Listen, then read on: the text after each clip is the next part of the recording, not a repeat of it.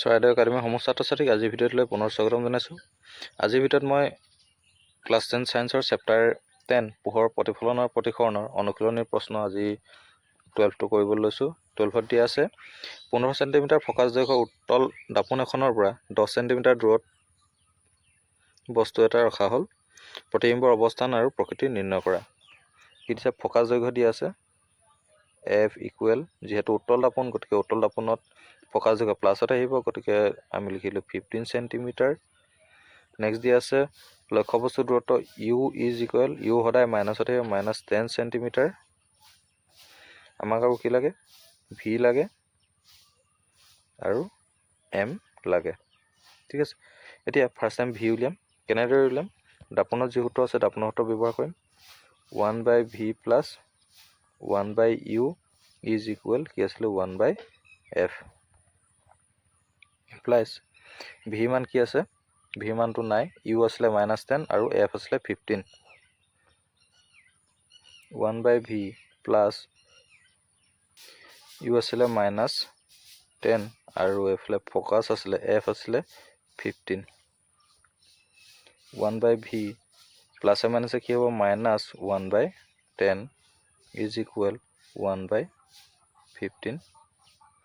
Implies কি পাই যাম? 1/v মাইনাছটো ইফালে গ'লে হৈ যাব প্লাছ, গতিকে লিখিম 1/15 প্লাছ 1/10।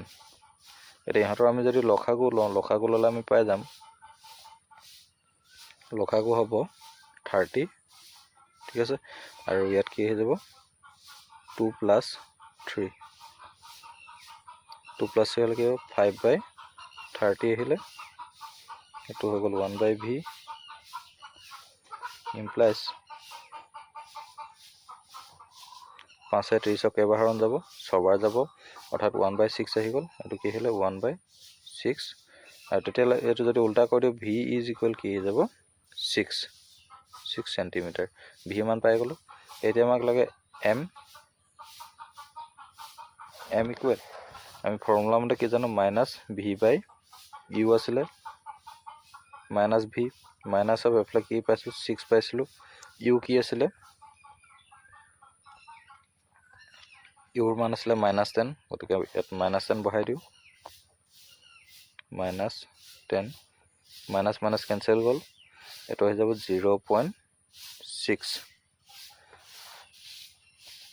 অৰ্থাৎ আমি কি পালোঁ? ভি ইকুৱেল 6 চেণ্টিমিটাৰ পালোঁ। অৰ্থাৎ যি প্ৰতিবিম্ব গঠন হ'ব, প্ৰতিবিম্বটো অসৎ প্ৰতিবিম্ব হ'ব। দাপোনৰ পিছফালে গঠন হ'ব 6 চেণ্টিমিটাৰ দূৰত্বত, আৰু বিবৰ্ধন কি পালোঁ? 0.6, অৰ্থাৎ প্লাছ চিন আছে, গতিকে আমি কি পালোঁ? প্ৰতিবিম্বটো অসৎ হ'ব আৰু প্ৰতিবিম্বটো লক্ষ্যবস্তুৰ আকাৰতকৈ 0.6 গুণ সৰু হ'ব।